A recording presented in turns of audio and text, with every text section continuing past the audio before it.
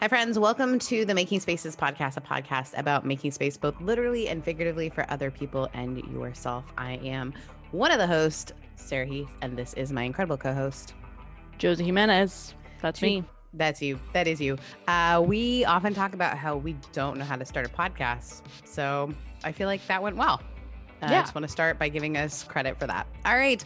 Today, we get to have one of my good friends, closest colleagues, confidants. She's the best, Reverend Cathie Capp, who has an incredible story, an incredible career. She is a space maker for others. She also, guys, this lady was a social worker before she became a pastor, and she went to Princeton, no bigs. I mean, I went to Duke, so it's fine. And she's just an incredible. She's just an incredible person that I'm excited to introduce other people to. She's absolutely inspiring. So this is the Reverend Cathie Capp. Cathie. Hello. Question for you. Where is one of your favorite spaces and why? Right now, my absolute most favorite space is my backyard. And there are quite a few reasons for this.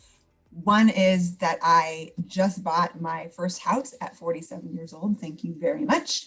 And I bought it during the pandemic. So take that, 2020. And so it is the first place that is truly mine. It is also kind of like a paradise with hibiscus and birds of paradise and palms and birds and all sorts of creatures that don't realize that we're kind of in a shit show right now in 2020. So that's really affirming. And it also is a place where I can dig my hands into God's creation and tend the earth and be part of that creation.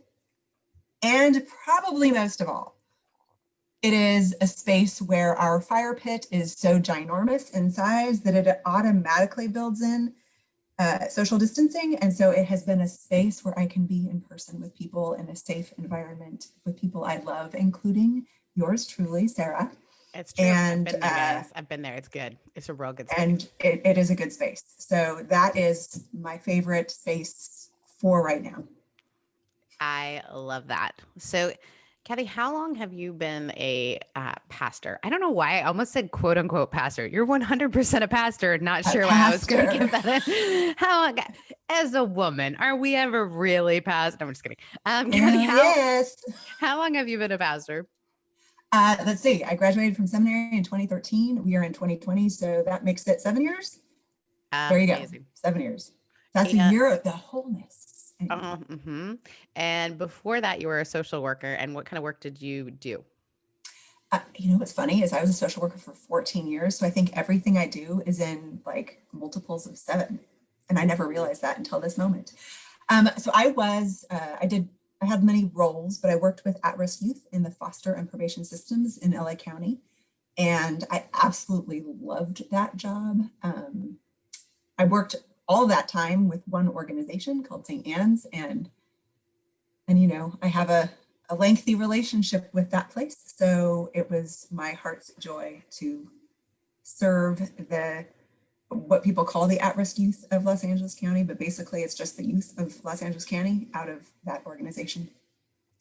That's amazing. So one of the reasons I wanted to chat with you is because your story is so powerful, and you're one of these people who just like releases a little nugget here and releases a little nugget here, and your space making for other people makes so much sense after hearing how you ended up getting to be a social worker and then a pastor. So and Josie appreciates you because you're an Angelinan. Is that how you say it? Angelino. So did you grow up in Los Angeles? I grew up in LA County, but I grew up in Pasadena area, South Pasadena. But your parents are from Minnesota. My dad was from Minnesota and my mom was from a rural place, so an hour west of Chicago. So they were odd ducks and they retired to Minnesota when I graduated from college, as you do. I mean, I actually don't blame them. Minnesota's gorgeous. I love it. Well, now she moved back.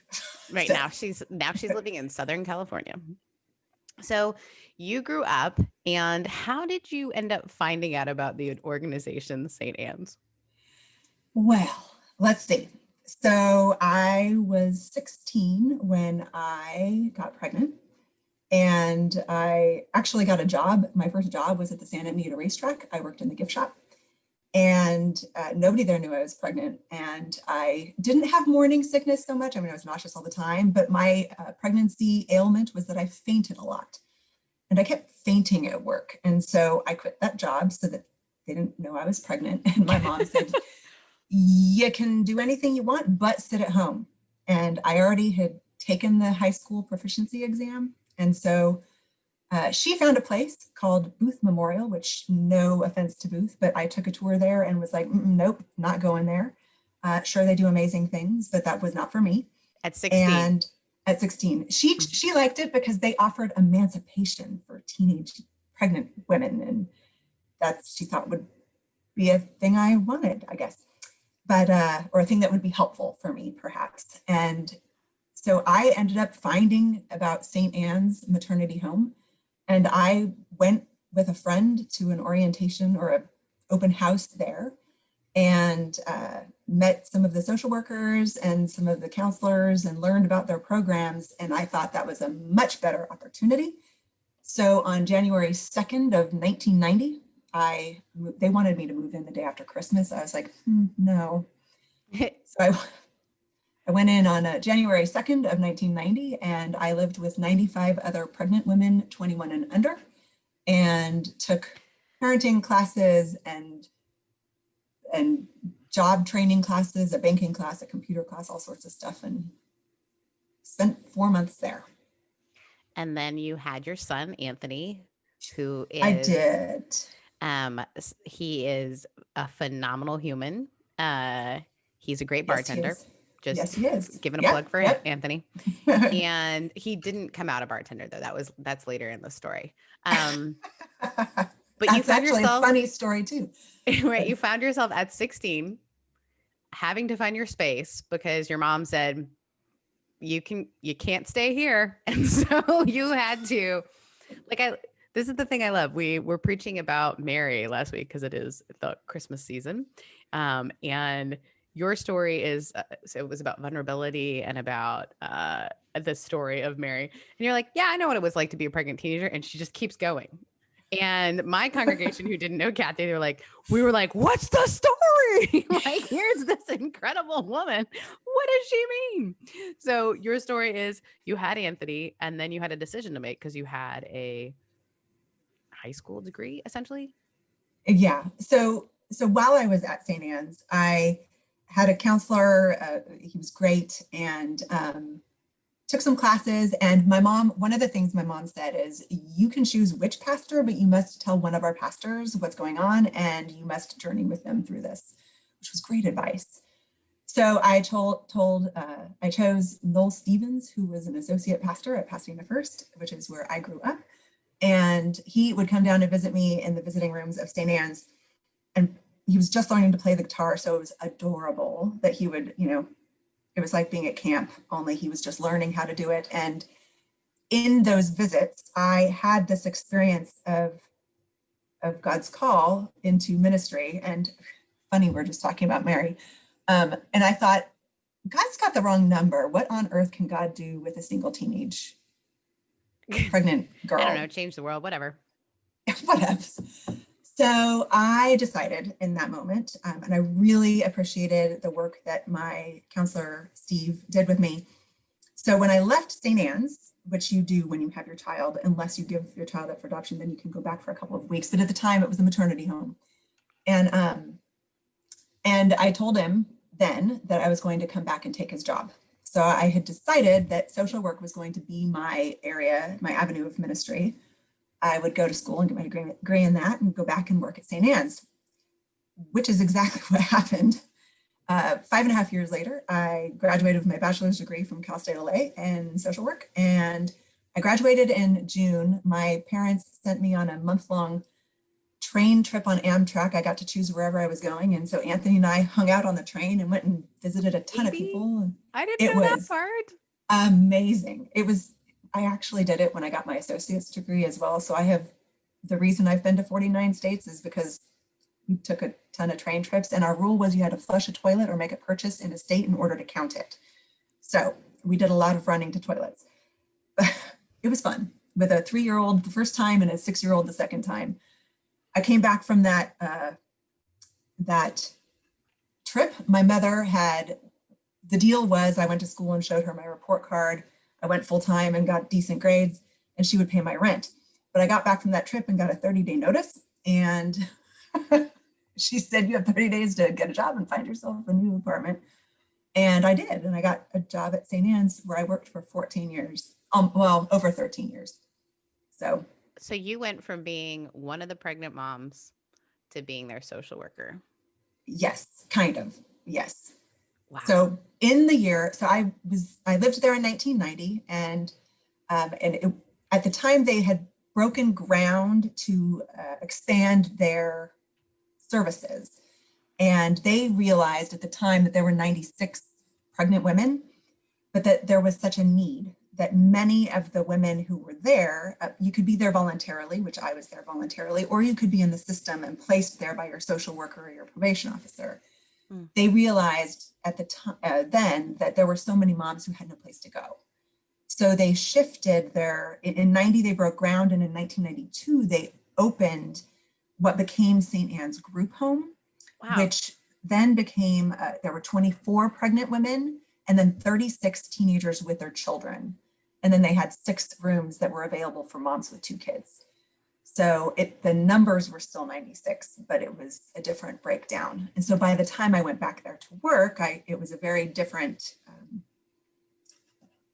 scenario, but still a fascinating one where I loved spending my time. And even though we were sponsored by a Catholic organization, we were still funded. We were a vendor of the county servicing social work, foster care and probation youth. So we weren't allowed to, be all faithy, which I'm not like a beat someone down with my faith kind of story, but you couldn't use faith.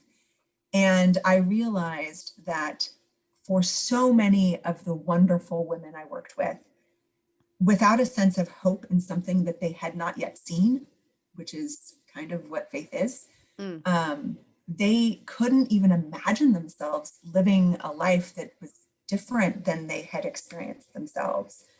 And so I wrestled with this amazing work and amazing relationships, and I still have some, which don't tell anybody because I'm not supposed to, but I have these relationships with people that were transformative, and yet I still felt like, God was still nudging me. So to be into you ended up going to Princeton, which just like how were you just like, I think I'll just probably just go to an Ivy League school, just sort of round out my education.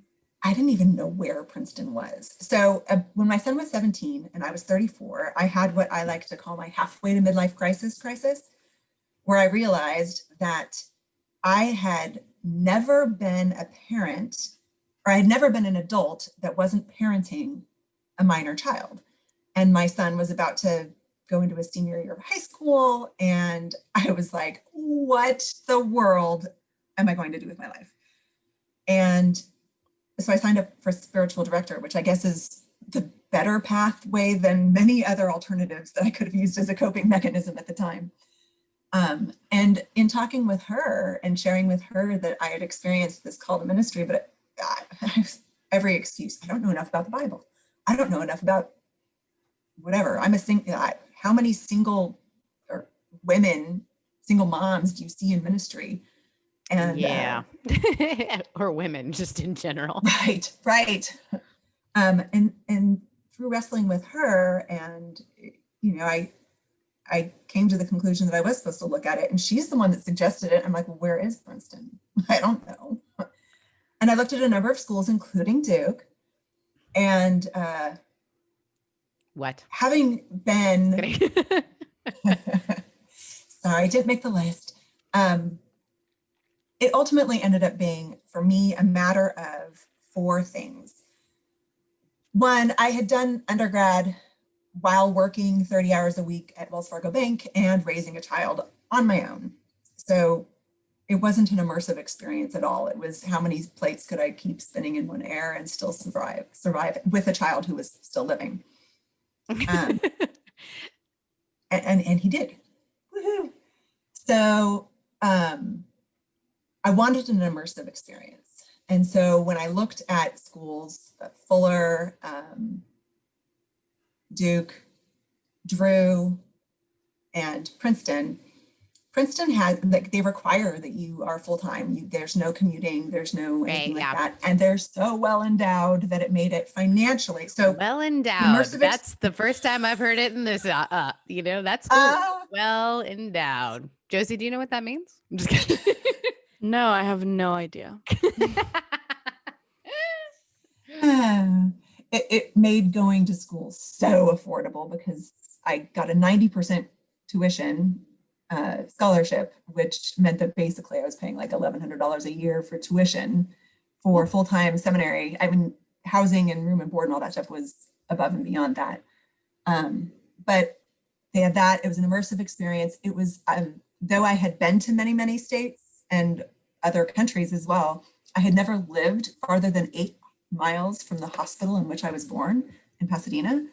And so I thought, my son's in college or not, and it's my opportunity to, like, if I have a 3-year opportunity to go live somewhere else, let's go live somewhere else. And Claremont was the other school I looked at, obviously. Right. And then they had a dual degree program, which meant I could get my master's of divinity and my master's in Christian education, specializing in youth and young adult ministries with the Reverend Dr. Kenda Dean, who is a United Methodist elder, which in Methodist world means she's ordained, and she's phenomenal. So I wanted to go study under her, and all of those reasons made it the place I went, to New Jersey. And it was great. It was fantastic. I was so glad that you just told your whole story, because I think so often we, especially women, I think sometimes we're told our stories are kind of like, yeah, like, tell your story, know your story, right? But at the same time, I don't think we always realize how much our story creates the narrative that we live out of, or how we are. And you are one of the biggest space makers I've ever met, in that you're always looking to, like, make room for other people. And I think it's partly because your story is one where you had to kind of make space for yourself. Like, okay, well, now what am I going to do? Well, now what am I going to do? Well, now what am I going to do? Like, you're a little bit like my Josie, who's very entrepreneurial, because you've had to figure out in this world, how do you do this thing? If no one is going to create this for me, how do I make a space that's safe, not just for myself, but for my child, for other people? And then all of a sudden it's just a part of who you are. So thank you for sharing your incredible story. Josie, do you have any questions? Because I have so many. I mean, I have a million. I mostly am just very excited because I'm actually very passionate about foster care, and because I don't plan on birthing children, I plan on adopting like 10 from the foster care system. And I think your resilience comes from being an Angelino, and that's all I'm gonna say. There you go. She is such a LA fan. It's funny because you did work so hard to make a life for Anthony, and then to figure out a life for yourself. How do you feel like that has played a role in ministry? How do you feel like your story has been folded in to your ministerial positions? You're welcome, guys. Ministerial, big word today. I have to live up to that, huh? It's not hard to live up to my words. They're real small usually. I think that all of my life experiences, I mean, and so many that aren't even named, have really helped me to understand that even when your life looks put together on the outside, that doesn't always mean it is on the inside. And so to know that there's more to one's story than the outer shell or the cover, right? Don't judge a book by the cover. But I do judge wine by its bottle. But anyway, that's a whole nother story. I think that having gone through so many difficulties, I mean, don't get me wrong, my mom worked her tail off as a single mother to afford me living in a community that was, you know, afforded me extracurricular activities. And yet I faced a lot of challenges and it was not always safe for me and when I was a child. And so knowing those, having had those experiences helps me to maybe listen a little bit more to what happens between the lines than what happens in the lines. And it also gives me empathy for people, I think. I think that's you know, you talk about your mentor, the guy that kind of helped you sort of see yourself, right? Like, oh, I am capable of doing what he's doing, and his empathetic way. So often I think you can tell someone has gone through something by their ability to be empathetic with others. And I actually prefer people with a backstory because it not that you have to struggle, but I've found so often I'll meet people and be like, oh, there's something more to them, right? We have a dear friend, Mandy, who actually has already been on the podcast. And Mandy is one of these people that people would say, man, she just has it all together.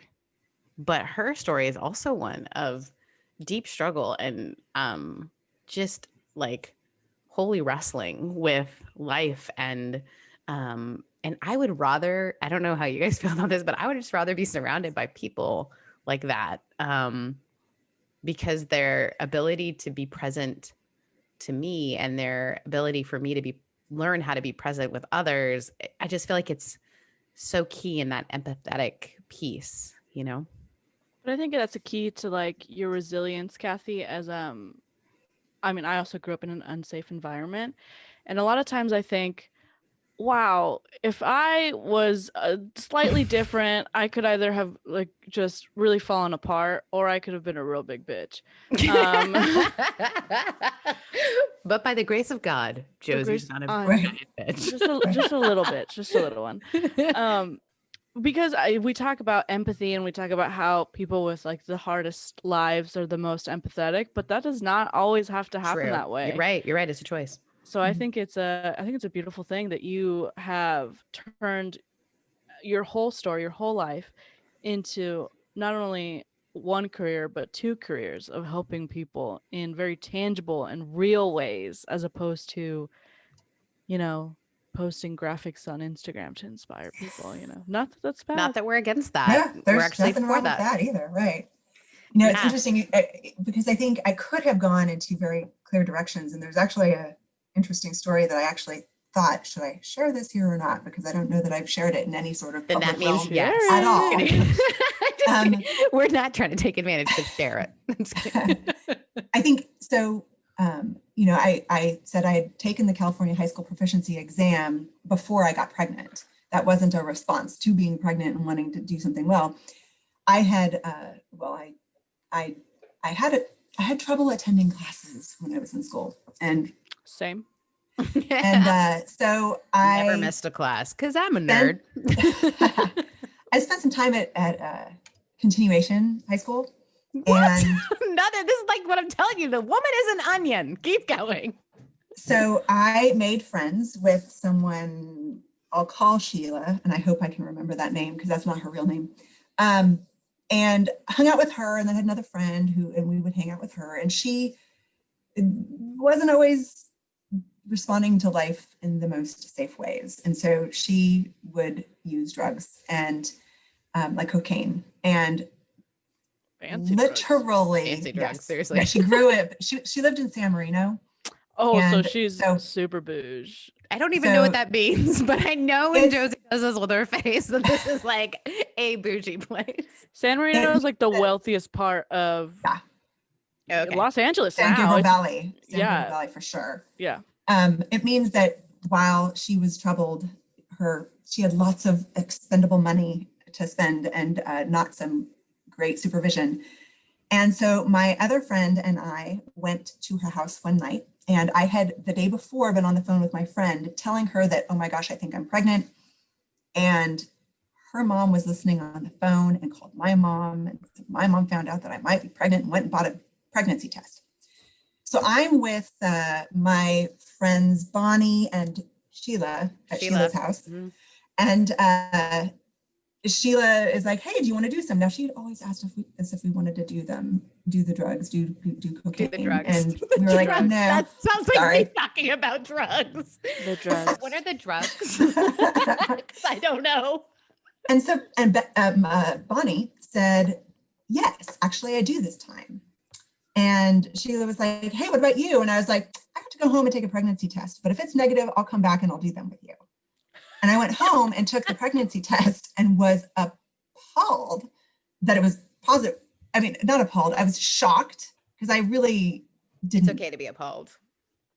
It was, but that I didn't get to go back. And Bonnie, my friend Bonnie, is no longer living. And that's an example of where I could be right now had I not had divine intervention and found out. Anthony, you saved your mom's life. So good job, Anthony. He did. And I'm not positive I've told him that story, so I should probably tell him that before this goes live. Comes out. Hey, Anthony, did you know that you're the reason I didn't do cocaine? Right. Also, I just want to say that as an RA at Duke, so that I could afford going to my very expensive graduate school. And the first time I heard about students using cocaine, my reaction was, I'm sorry, you can afford cocaine? That was my reaction. Yeah. Instead of like, don't use drugs, kids. My shock was, who uses, what is this, the set of like, this is not reality. Who can afford cocaine? And that was the same day. And from the same group of girls that I overheard a girl saying, oh my God, I have to get a new tutor because I accidentally slept with mine. And I, without skipping a beat, like turned and looked at her. I was like, how is that an accident? What kind of slipping and falling is happening where you accidentally slept with your tutor? And that was the same group of girls that were like, yeah, like they were using cocaine and I just wasn't into it that night. And I was like, who can afford cocaine? Because it's not me. And I've not seen and I was a sorority girl. I'd seen some things, but I had not seen girls using cocaine until Duke. You're welcome. Yeah. Well, and I think some of my experience too, though, helped me. Both of those friends of mine and myself, there was so much identity twisting and denying and so much pain, and how you respond to your pain is definitely impacted by the financial, support you have. And so if you have money to afford cocaine while you go to Duke, or if you have the money to afford cocaine while you're in continuation high school, whatever. But like knowing that had that test not been positive, I would have gone back and been a part of that, gives me a different perspective, less judgment, more empathy, in that, I mean, I could have next t-shirt, less judgment, more empathy. There you go. T-shirt for our the moment. That wasn't even a goal of mine, but it is now. It just happened. Now you got your own t-shirt. Congrats. Now you got a t-shirt. There you go.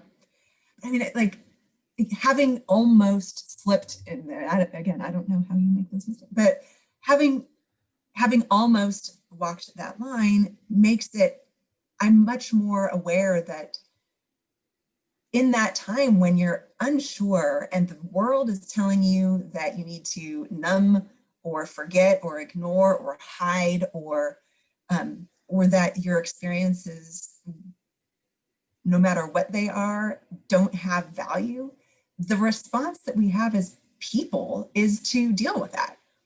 And it's so easy. I mean, and now, hello pandemic, it's so easy to need to numb and to need to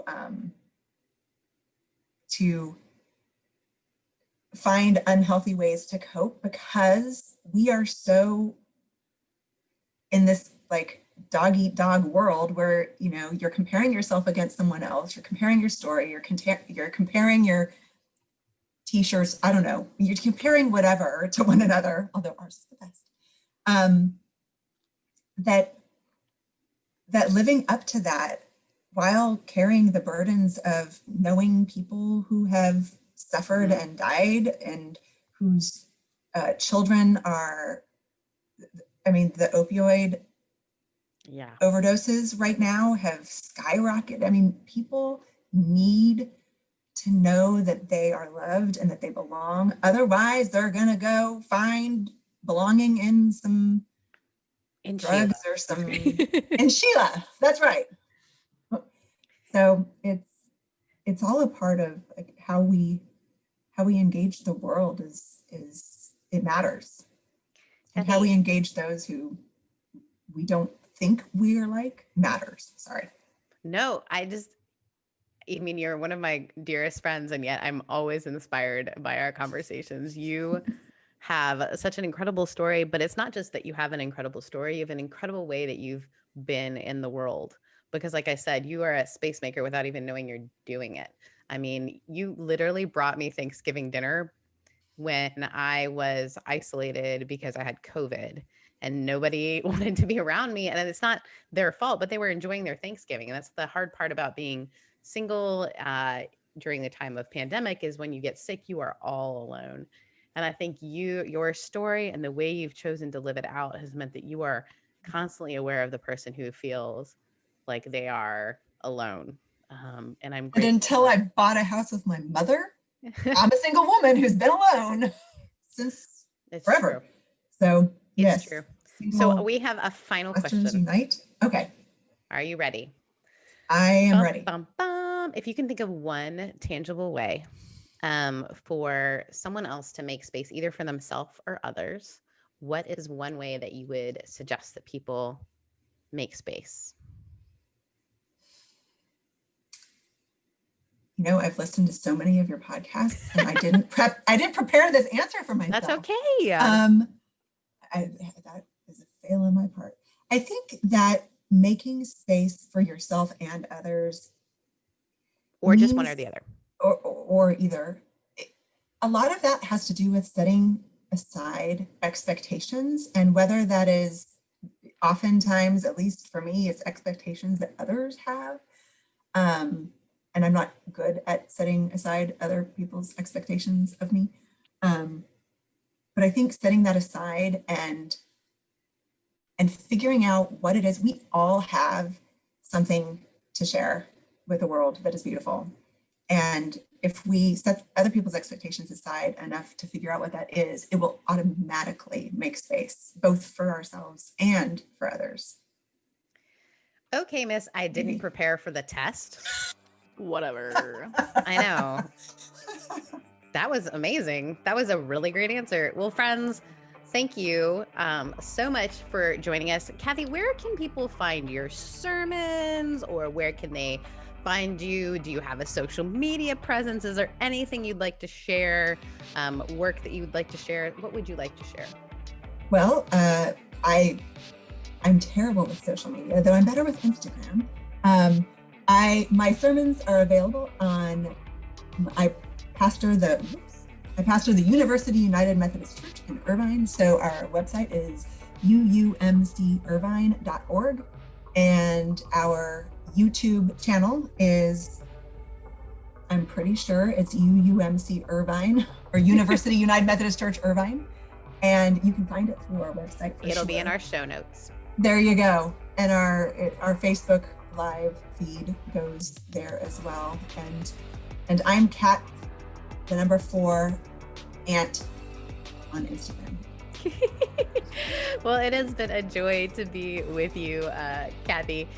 You can find us at Making Spaces Podcast on all the social medias.